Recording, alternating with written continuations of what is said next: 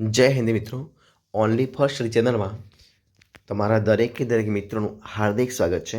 તો આજે આપણે વિડીયોમાં જોઈશું કે ધોરણ 1 થી 5ની ટેટ 1 એટલે કે જે ધોરણ 1 થી 5ના મિત્રો જે શિક્ષક બનવા માટે જે પરીક્ષા છે એની તારીખ આવી ચૂકી છે અને એના માટે આપણે અલગ અલગ ટૉપિક પર અલગ અલગ વિષયના વિડીયો બનાવવાની શરૂઆત કરી છે, જેવા કે શૈક્ષણિક મનોવિજ્ઞાન, પદ્ધતિશાસ્ત્ર અને વિષય વસ્તુ.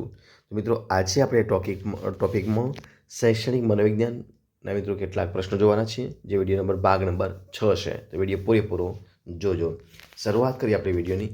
જો મિત્રો પ્રશ્ન નંબર 1 તમારી સમક્ષ છે કે બુદ્ધિના ત્રિપરિમાણાત્મક જે મિત્રો જે સિદ્ધાંત છે એ બુદ્ધિના પરિણામાત્મક જે સિદ્ધાંત અનુસાર મિત્રો જે વિકેન્દ્રિત ચિંતન છે એનો સમાવેશ શેમાં થશે એવું રૂપાંતર આપ્યું છે. તો જોઈએ, ઓપ્શન આપ્યા છે વસ્તુ, ક્રિયા, નિપજ કે રૂપાંતર. તો મિત્રો બુદ્ધિના પરિણામાત્મક સિદ્ધાંત અનુસાર વિકેન્દ્રિત ચિંતનનો સમાવેશ એ ક્રિયામાં થશે. ઓપ્શન બી જવાબ એ શેમાં થશે? ક્રિયામાં થશે. ત્યારબાદ બહુવિધ બુદ્ધિના સિદ્ધાંત અનુસાર કઈ જોડ સાચી નથી પૂછ્યું? ધ્યાનથી જોજો, નથી પૂછ્યું છે. કઈ જોડ સાચી નથી? તો અવકાશી બુદ્ધિ, માનસિક પ્રતિમાઓ રચવી, આંતરિક વૈયક્તિક બુદ્ધિ એટલે કે અન્ય વ્યક્તિઓ વિશેની સમજ કેળવવી, વ્યક્તિ અંતર્ગત બુદ્ધિ એટલે કે પોતાની લાગણીઓની સમજ કેળવવી, અથવા તો નૈસર્ગિક બુદ્ધિ એટલે કે સ્વ વિશેની સમજ કેળવવી. જવાબ છે ઓપ્શન ડી, નૈસર્ગિક બુદ્ધિ એટલે કે સ્વ વિશેની સમજ કેળવવી. ઓપ્શન ડી જવાબ સાચો બનશે. ત્યારબાદ મિત્રો આપણે આગળ જોઈએ, મનોવલણના સંદર્ભમાં કયું વિધાન સાચું છે? તો મનોવલણો મોટાભાગે કાયમી હોતા નથી, મનોવલણો અણગમા દર્શાવતા નથી, મનોવલણો જન્મજાત નથી કે મનોવલણો શીખેલા હોતા નથી. જવાબ છે મિત્રો મનોવલણોના જે છે મનોવલણો એ જન્મજાત હોતા નથી. એ ઓપ્શન સી જવાબ બનશે, મનોવલણો જન્મજાત હોતા નથી. ત્યારબાદ નીચેના મિત્રો કયું ઘટક મનોવલણ ઘડતરમાં અસર કરતું નથી? કુટુંબ, સામાજિકરણ, વારસો કે સમૂહ માધ્યમો?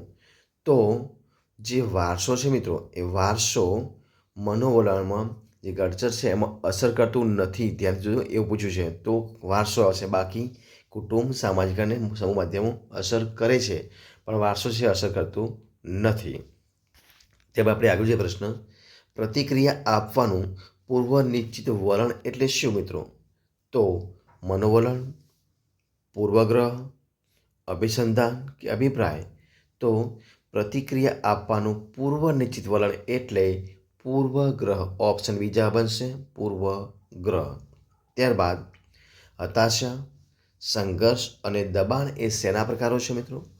મનોભારના પ્રકારો છે, મનોવલણના પ્રકારો છે, પૂર્વગ્રહ છે કે અનુકૂલન છે?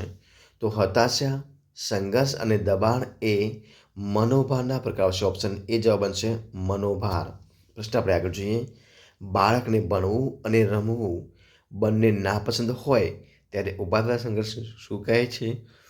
તો બાળકને ભણવું અને રમવું એ બંને નાપસંદ હોય ત્યારે ઊભા થતા સંઘર્ષને વિગમન સંઘર્ષ, અભિગમન સંઘર્ષ, વિગમન સંઘર્ષ કે અભિગમન સંઘર્ષ? તો જવાબ બનશે ઓપ્શન એ, બાળકને જ્યારે મિત્રો ભણવું અને રમવું બંને નાપસંદ હોય ત્યારે જ્યારે સંઘર્ષ ઊભો થાય તો એને વિગમન સંઘર્ષ કહેવાય. કયો કહેવાય?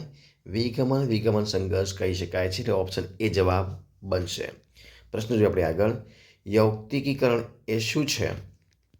તો મનોવિકૃતિ, બચાવ પ્રયુક્તિ, પ્રક્ષેપણ પ્રયુક્તિ કે મનોભાર? તો યૌક્તિકીકરણ એ મિત્રો બચાવ પ્રયુક્તિ છે. શું છે? બચાવ પ્રયુક્તિ છે. જવાબ બનશે ઓપ્શન બી, બચાવ પ્રયુક્તિ.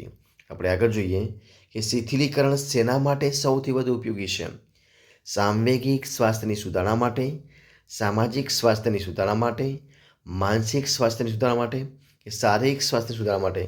તો શિથિલીકરણ એ માનસિક સ્વાસ્થ્યની સુધારણા માટે ઉપયોગી બનશે. એટલે કે જવાબ બનશે ઓપ્શન સી, માનસિક સ્વાસ્થ્યની સુધારણા માટે ઉપયોગી છે. જવાબ બનશે ઓપ્શન સી જવાબ.